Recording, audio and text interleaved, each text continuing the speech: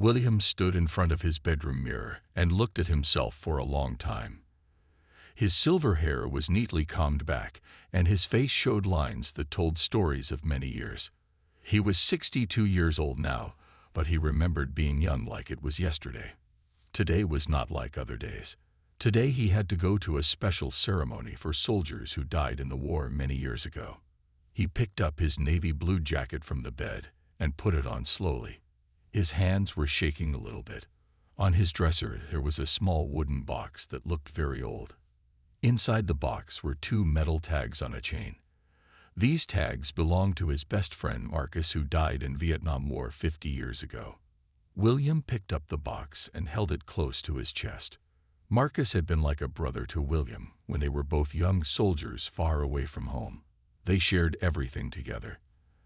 They ate together, slept in the same tent, and watched each other's backs when danger was near. Marcus always told jokes even when things were very scary. He made everyone smile, even in the worst times. When Marcus died, William promised his mother that he would take care of these dog tags and bring them to ceremonies like this one. William walked to his car and drove through the town toward the memorial park. The autumn air was cool and leaves were falling from the trees. Red and yellow leaves covered the ground like a colorful carpet. As he drove, William remembered the day he got the news about Marcus. He was in a hospital bed recovering from his own wounds when a nurse told him that his friend was gone. William cried that day more than he had ever cried in his life. The memorial park was getting busy when William arrived. He could see many cars in the parking lot. Families were walking toward the ceremony area. Some people carried flowers and others had small American flags.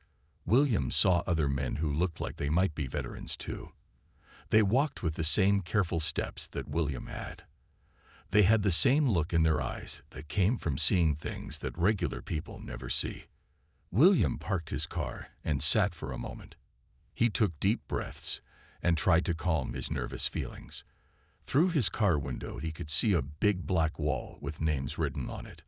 That wall had the names of all the soldiers who died in Vietnam. Marcus' name was on that wall. William had never seen it before today. He had avoided coming to places like this for many years because it made him too sad. A young woman with blonde hair walked by his car.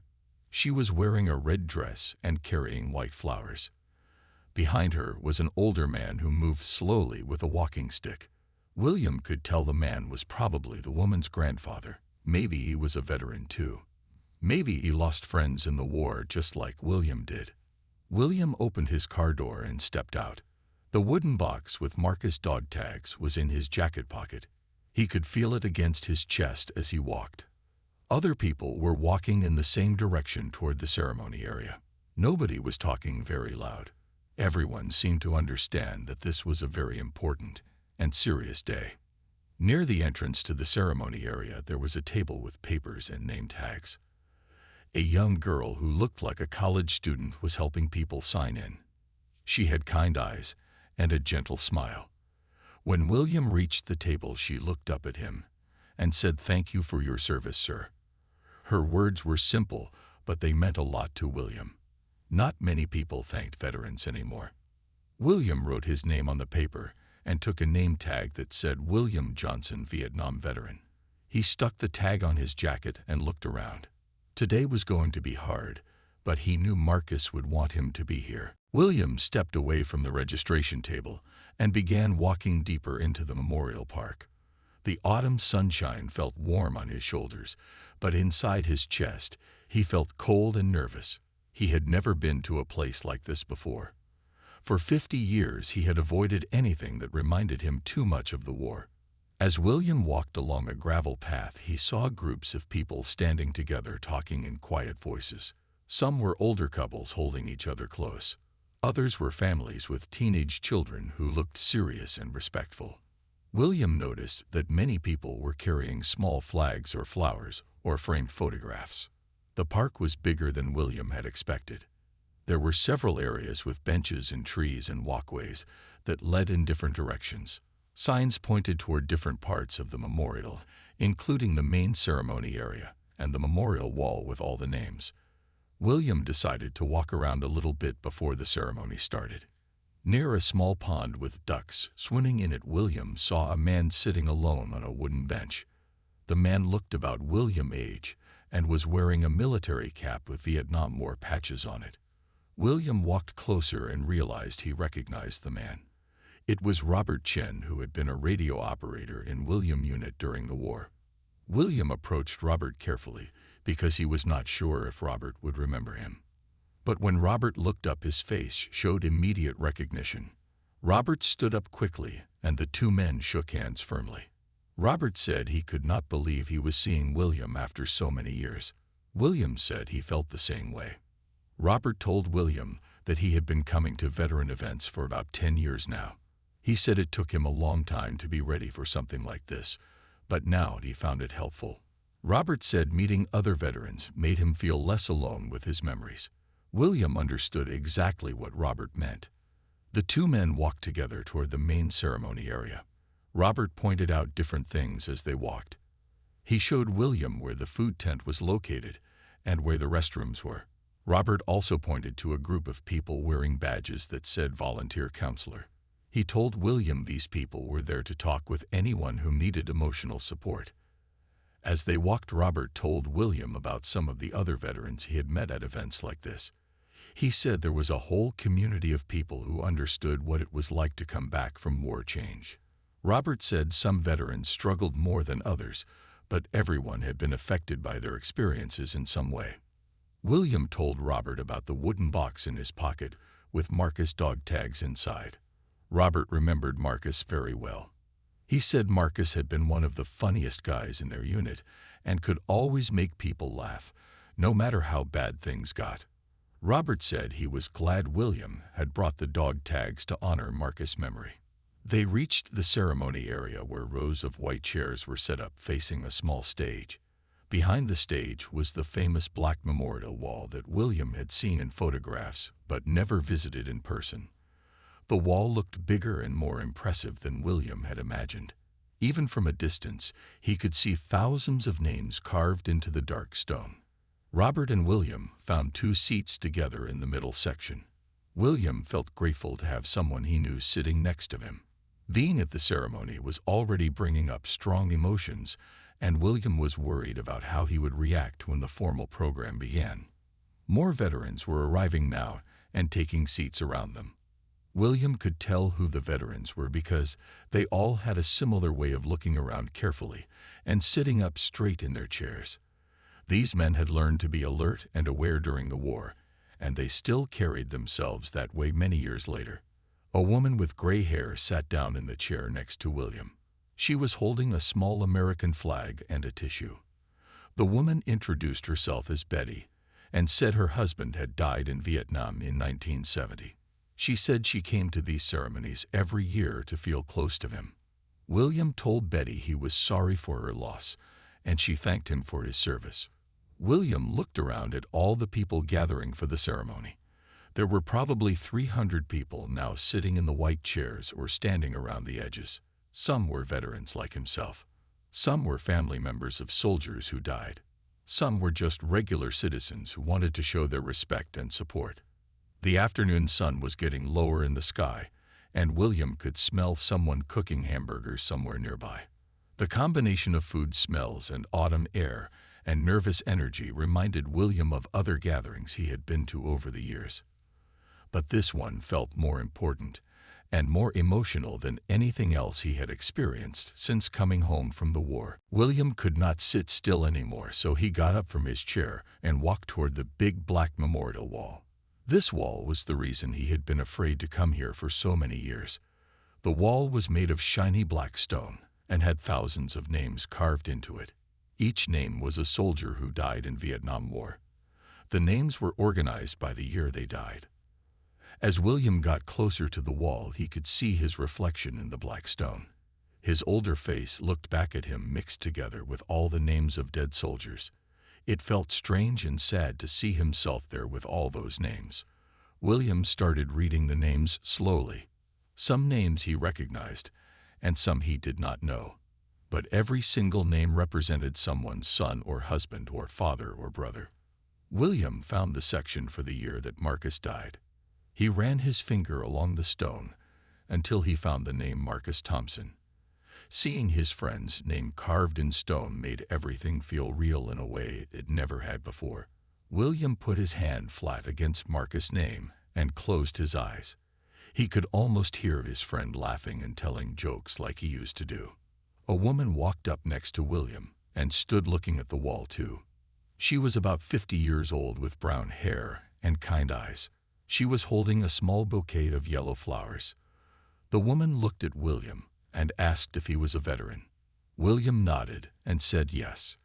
The woman smiled sadly and said her father was on this wall. The woman told William her name was Margaret and her father was Lieutenant Johnson. William's eyes opened wide with surprise. He told Margaret that Lieutenant Johnson had been his commanding officer and a very good man.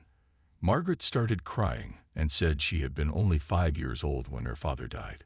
She said she had always wondered what kind of man he really was because she barely remembered him. William spent the next 20 minutes telling Margaret about her father. He told her how Lieutenant Johnson always made sure his soldiers were safe. He told her how her father would give his own food to soldiers who were extra hungry. He told her how Lieutenant Johnson carried a photograph of her in his wallet and showed it to everyone. He told her that her father talked about her every single day and was so proud to be her daddy. Margaret cried as William talked, but they were happy tears mixed with sad tears. She said nobody had ever told her these things about her father before. She said her mother had died when Margaret was 15, so she never got to hear stories about him. William felt good about sharing these memories. It felt like he was giving Margaret a gift that had been waiting 50 years to be given. Other people were walking along the wall now. William saw an old woman with white hair touching names on the wall. He saw a middle-aged man in a suit kneeling down and leaving a small American flag next to the wall. He saw 2 teenage boys reading names out loud to each other. Everyone at the wall was quiet and respectful. William looked at all the names again and felt overwhelmed by how many there were. Each name was someone who never got to grow old like William had. Each name was someone who never got to have children or grandchildren. Each name was someone whose story ended too early. William felt guilty that he survived when so many others did not. Margaret thanked William for telling her about her father. She gave him a hug and said meeting him was the best thing that had happened to her in a long time. She asked if she could write to him sometime, and William said yes. Margaret walked away carrying her yellow flowers toward another part of the wall. William stayed at the wall for a few more minutes. He touched several more names of soldiers he remembered. Each touch felt like saying goodbye and hello at the same time. William realized that coming to this wall was something he should have done many years ago. It was scary, but it also felt right. A loud voice came over the speakers telling everyone to take their seats because the ceremony was about to begin. William walked back to his chair next to Henry and Sarah. The ceremony area was now full of people. William counted at least 200 people sitting in the white folding chairs. Behind them, many more people were standing. At the front of the ceremony area, there was a small stage with microphones and flowers. A group of young soldiers in perfect uniforms marched onto the stage carrying flags. The American flag was in the center, and it moved gently in the autumn breeze. William stood up with everyone else and put his hand over his heart as the soldiers presented the flags. The ceremony leader was a retired colonel with a strong voice and gray mustache. He wore his old military uniform with many ribbons and medals on his chest. The colonel welcomed everyone and explained why they were all there today. He said they came together to remember brave soldiers who gave their lives for freedom. He said they came to honor families who lost loved ones. He said they came to heal together as one community. After the colonel finished talking, a high school choir walked onto the stage. There were about 20 young people wearing matching blue shirts. They looked nervous but excited to be part of something so important. When they started singing the national anthem, their voices were clear and beautiful. William felt shivers run up and down his arms as he listened. The young voices singing made William think about how old he was now compared to these teenagers. When he went to Vietnam, he was not much older than these choir members. The war had taken away his young years and replaced them with difficult memories. But hearing these young people sing about America made him feel proud of his service for the first time in many years. Next to William, Henry was wiping his eyes with a white handkerchief. William looked around and saw that many other veterans were having trouble controlling their emotions too. The music was bringing back all kinds of feelings that these men had kept hidden for decades. William felt his own eyes getting watery, but he tried to stay strong. After the national anthem, the colonel introduced the first speaker. It was the mayor of the town who thanked all the veterans for their sacrifice. The mayor was a young man who had never been in a war. William appreciated his words, but knew the mayor could not really understand what veterans went through. Still, it was nice that someone in government cared enough to come and speak. The next speaker was different. It was an older woman whose husband had died in Vietnam. She walked slowly to the microphone, using a walker. Her voice was shaky but strong as she talked about losing the love of her life when she was only 25 years old. She said she had to raise 3 children by herself after her husband died. She said it was the hardest thing she ever had to do, but her husband's memory gave her strength. The woman said something that made William think. She said that everyone who came home from the war was changed by what they experienced. She said veterans carried invisible wounds that never fully healed. She said families of veterans also carried these wounds because they loved someone who was hurt. William realized she was talking about him and all the other survivors. As more speakers came to the microphone, William found himself getting more emotional. A young soldier who had recently returned from Afghanistan talked about how Vietnam veterans had paved the way for modern soldiers. An elderly man read the names of 5 soldiers from the local area who died in Vietnam. Each time a name was read, someone in the audience made a small sound of pain or sadness. The sun was getting lower in the sky, and the air was getting cooler. William pulled his jacket tighter around himself. The wooden box with Marcus dog tags pressed against his chest. William knew that soon it would be time for the part of the ceremony he was most nervous about. Soon, they would call veterans forward to place wreaths at the memorial wall. The colonel stepped back to the microphone and said it was time for the wreath-laying ceremony. William felt his heart start beating faster. The colonel explained that representatives from different military units would place wreaths at the memorial wall. Each wreath would honor all the soldiers who died serving their country. William heard his name called along with Henry and 2 other men from their old unit. The colonel asked them to come forward as representatives of the 173rd Airborne Brigade. William's legs felt weak as he stood up. Henry patted him on the shoulder and whispered that they could do this together. The 4 men walked slowly toward the stage. On the stage were beautiful wreaths made of red, white, and blue flowers. William had never seen anything so pretty and meaningful at the same time. Each wreath had a ribbon with writing that said things like, "In memory of our fallen heroes and forever in our hearts." William was given a wreath that was made of red roses and white carnations. As William held the wreath, he could smell the fresh flowers. The smell reminded him of his mother's garden when he was a little boy. His mother used to grow roses just like these. She had been so proud when William joined the army. She had also been so scared that he might not come home. William wished his mother was still alive to see him at this ceremony. The 4 veterans walked together toward the memorial wall. William could feel hundreds of people watching them. Some people in the audience were taking pictures. Some were crying. Some were standing up to show respect. William tried to focus on walking straight and not dropping the wreath. His hands were shaking more than before. When they reached the memorial wall, William looked up at all the names again. There were so many names that they seemed to go on forever. Each name was carved perfectly into the black stone. William thought about how each person who carved these names understood that they were creating something sacred and important. The colonel had told them to place their wreaths at the base of the wall and then step back and salute. William bent down carefully and set his wreath among several other flowers that people had already left. As he placed the wreath down, he whispered Marcus' name so quietly that only he could hear it. William stood up and took 3 steps backward. Then he raised his right hand to his forehead in a military salute. "Henry, and the other two veterans did the same thing at the same time. They held their salutes for 10 long seconds, while the audience watched in complete silence. William felt tears starting to run down his cheeks, but he kept his salute strong and steady. During those 10 seconds, William thought about Marcus and Lieutenant Johnson and all the other soldiers he had known who died in Vietnam. He thought about how young they all were when they died. He thought about how they never got to live the long life that he had lived. He thought about how unfair it was that some people lived and others died for no reason anyone could understand. When William finally lowered his salute, he looked out at the audience. Many people were crying now, including some of the young people in the high school choir. William realized that his tears were not something to be ashamed of.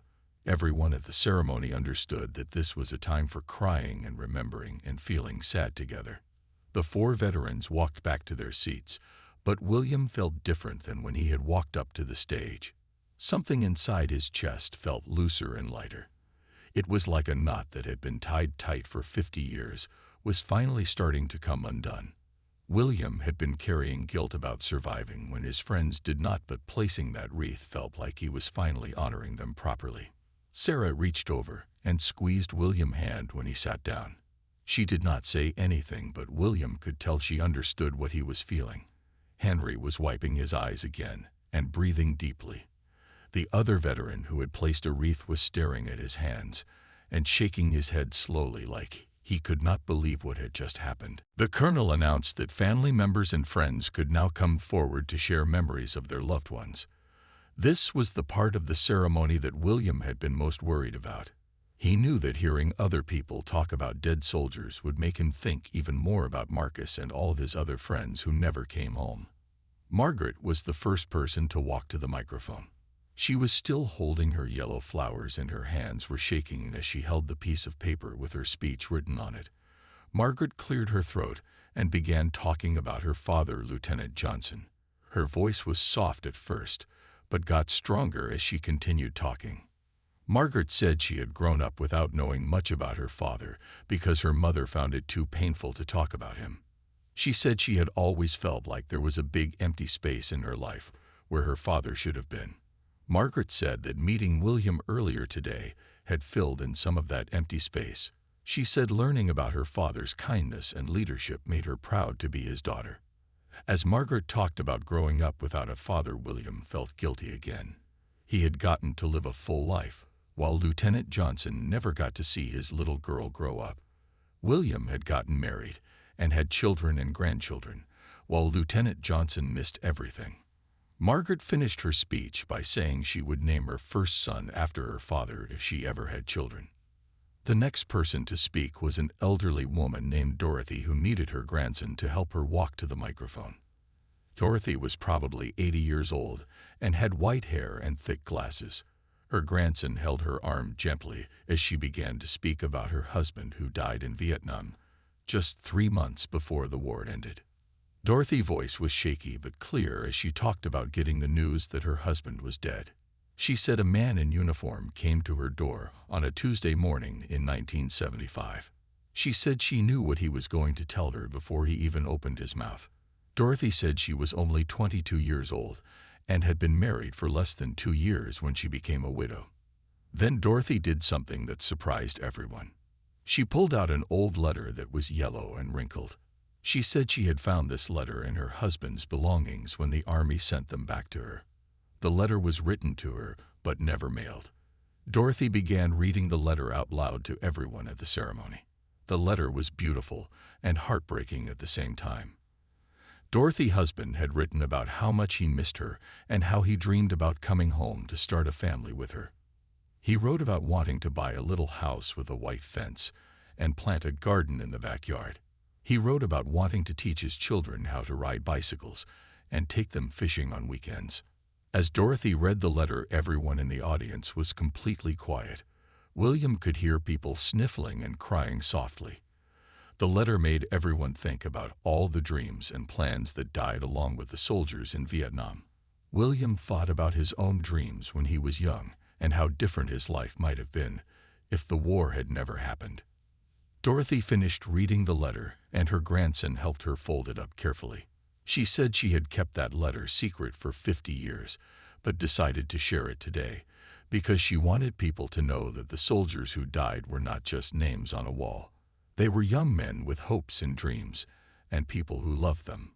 More family members came forward to speak. A middle-aged man talked about his older brother who died when the man was only 10 years old. A woman talked about her uncle who she never got to meet, but whose picture hung in her grandparents' house her whole life. Each story was different, but they all had the same theme of love and loss, and missing someone for many, many years. William found himself crying more freely now. He was not trying to hold back his tears anymore. Something about hearing all these stories made him realize that his own sadness was shared by many other people. He was not alone in feeling guilty about surviving. He was not alone in missing friends who died too young. After the family members finished sharing their stories, the colonel asked if any veterans wanted to speak. William felt a strong urge to stand up, but his legs would not move. He had never talked publicly about his experiences in Vietnam.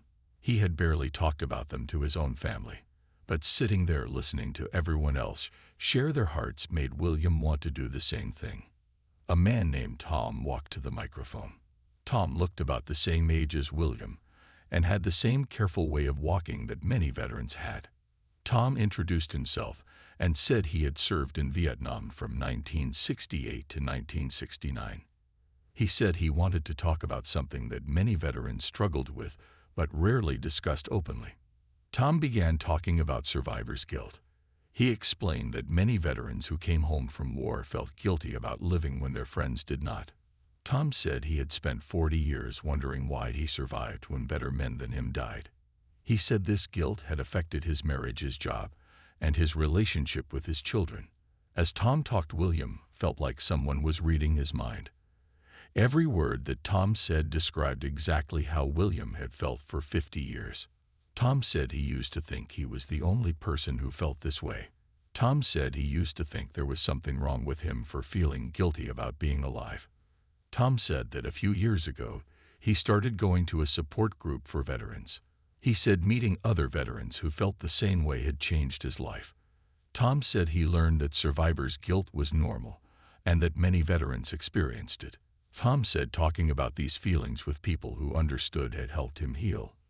William was amazed to hear someone else put words to feelings he had never been able to explain. For 50 years, William had felt like he was carrying a secret burden that no one else could understand. Now he was learning that his feelings were shared by many other veterans. This knowledge made William feel less alone and less crazy. Tom finished his speech by encouraging other veterans to seek help if they needed it. He said there were counselors at the ceremony today who specialized in helping veterans. He said there were support groups that met regularly. Tom said asking for help was not a sign of weakness, but a sign of courage. When Tom returned to his seat, William noticed several other veterans nodding their heads in agreement. William looked around and saw that there were indeed several people with name tags that said counselor moving quietly through the audience. These counselors were talking softly with people who seemed to need someone to listen to them. The colonel returned to the microphone and made an important announcement. He said that this ceremony would become an annual tradition. Every year on this same date, there would be a gathering to honor Vietnam veterans and their families. The colonel said this would give people a regular opportunity to come together to remember and heal and support each other. William felt excited about this news.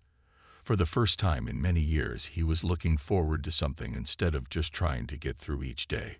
William thought about bringing flowers for Marcus next year. He thought about seeing Margaret and Henry and Sarah again. He thought about maybe even sharing his own story at the microphone.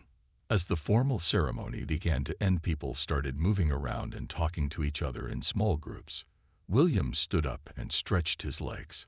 Several veterans came over to talk to him about Tom's speech on survivor's guilt. William found himself having conversations about feelings he had never discussed with anyone before. An older veteran named Frank told William about losing 3 friends on the same day in 1969. Frank said he had nightmares about that day for 30 years.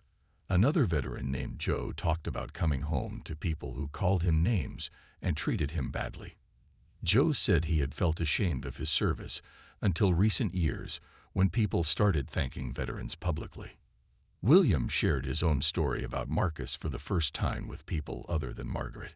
He told the group about how Marcus always made everyone laugh and how he died trying to save another soldier. William pulled out the wooden box and showed them Marcus dog tags. The other veterans understood immediately how important those dog tags were to William.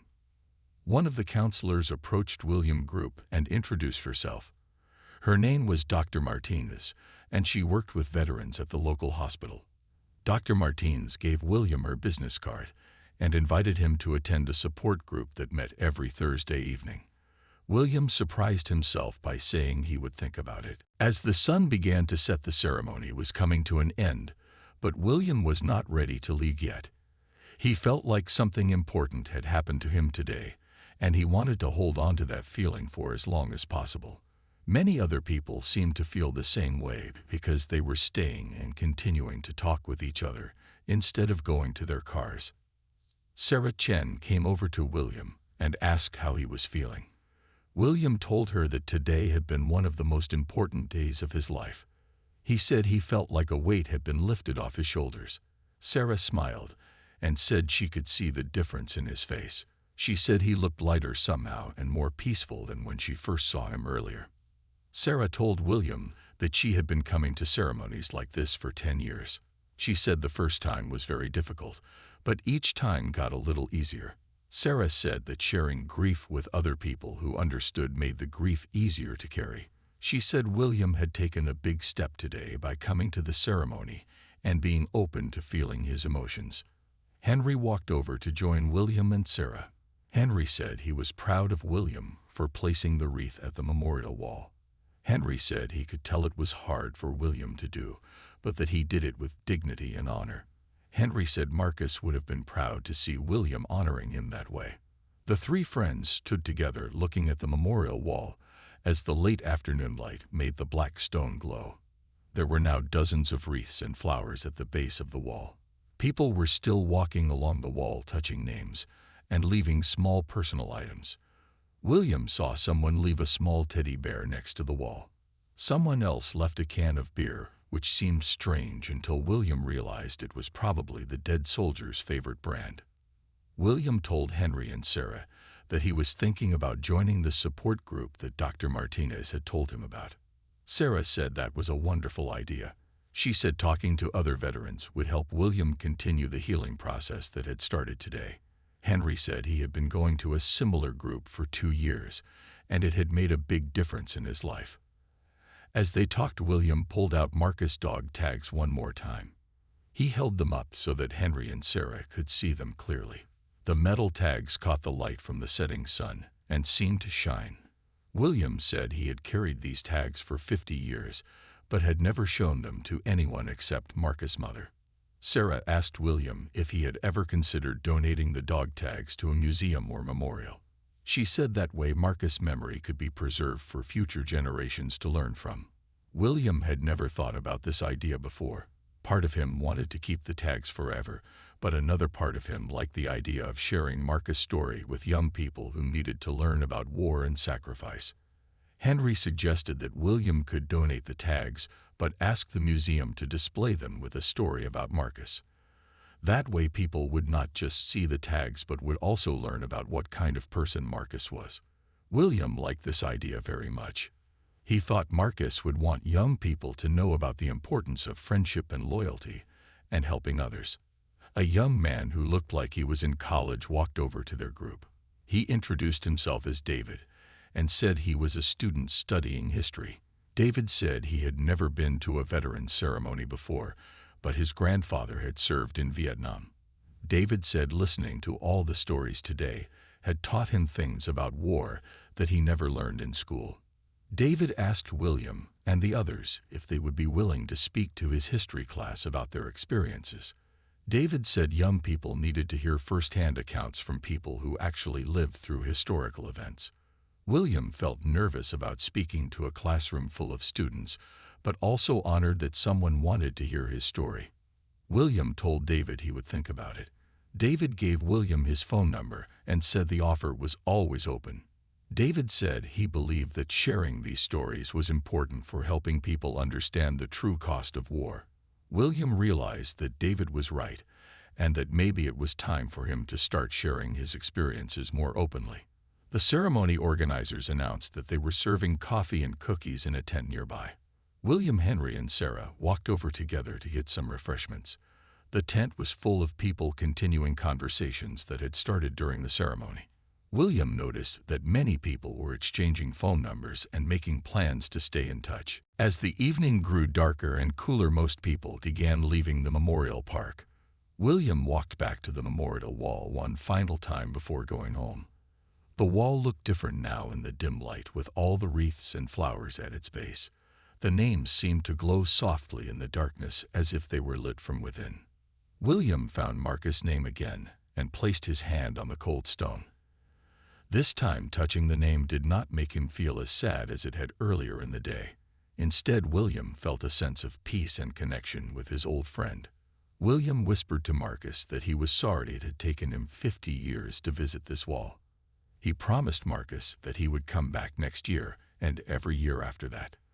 William also made another promise to Marcus. He promised that he would start talking about their friendship and about the war instead of keeping everything locked inside. William said he would join the support group and maybe even speak to David history class. William said he would try to honor Marcus' memory by sharing his story with people who needed to hear it. As William walked back toward the parking lot, he felt different than when he had arrived that morning.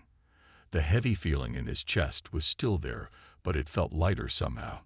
The guilt he had carried for so many years was still present, but it no longer felt like it was crushing him. William realized that healing was not about forgetting the past, but about learning to carry it in a healthier way. William said goodbye to Henry and Sarah and promised to stay in touch with both of them. Sarah gave him her phone number and made him promise to call her if he ever needed someone to talk to. Henry said he would pick William up for the support group meeting on Thursday if William decided to go. William said he would let Henry know by Wednesday. Margaret appeared next to William's car just as he was getting ready to leave. She thanked him again for telling her about her father and gave him a small piece of paper with her address written on it. Margaret asked if William would write to her sometime and tell her more stories about Lieutenant Johnson. William said he would be happy to do that. On the drive home, William thought about all the people he had met and all the conversations he had had. For the first time in many years, William felt like he was part of a community of people who understood what he had been through. He was not alone anymore with his memories and his guilt and his sadness. William stopped at a red traffic light and looked at himself in the rearview mirror. His eyes were still red from crying, but his face looked calmer than it had in years. William realized that crying at the ceremony had not made him weak. Instead, it had made him feel more human and more connected to other people who had also experienced loss and pain. When William got home, he sat in his kitchen and thought about what he wanted to do next. The first thing he decided was to call Marcus' mother, who was now 90 years old and living in a nursing home. William wanted to tell her about the ceremony and about how her son was honored and remembered. He wanted to tell her that Marcus' dog tags had been with him at the memorial wall. William also decided that he would write a letter to Margaret about her father. He had so many good memories of Lieutenant Johnson that he could probably write several letters. William thought it would make Margaret happy to learn more about what kind of man her father was and how much his soldiers respected him. The next morning, William woke up feeling more rested than he had in months. He made coffee and sat at his kitchen table with a piece of paper and a pen. William began writing his first letter to Margaret.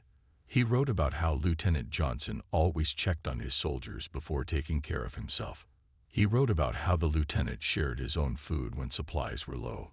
He wrote about how Lieutenant Johnson carried Margaret's picture everywhere and showed it to anyone who would look. After finishing the letter to Margaret, William picked up the phone and called the nursing home where Marcus' mother lived. The nurse said Mrs. Thompson was having a good day and would be happy to talk to him. When Mrs. Thompson came to the phone, her voice was weak but clear. William told her about the ceremony and about seeing Marcus' name on the memorial wall. Mrs. Thompson cried as William described the ceremony, but she also laughed when he told her about some of the funny things people had said about Marcus. She said she was so happy that people still remembered her son after all these years. Mrs. Thompson asked William to promise that he would visit the wall again, and William said he absolutely would. That evening, William called Henry and told him that he wanted to go to the support group meeting on Thursday. Henry sounded excited and said he would pick William up at 6:30. William felt nervous about going, but also curious to meet other veterans who might understand his experiences. William also called Dr. Martins and made an appointment to talk with her privately before attending the group meeting. Dr. Martins said that was a good idea, and that many veterans felt more comfortable meeting with her individually first. She scheduled William for an appointment on Wednesday afternoon. As William got ready for bed that night, he looked at the wooden box containing Marcus' dog tags one more time. Tomorrow, he would start making phone calls to museums to ask about donating the tags along with Marcus' story. William wanted to make sure that future generations would know about Marcus' kindness and humor and sacrifice. For the first time in 50 years, William felt like he had a purpose beyond just getting through each day. He had stories to tell and healing to do, and connections to make with other people. William realized that attending the veterans ceremony had not just been about honoring the dead, but also about learning how to truly live again. The tears he had cried at the ceremony had washed away years of isolation and opened his heart to new possibilities for friendship and healing and hope.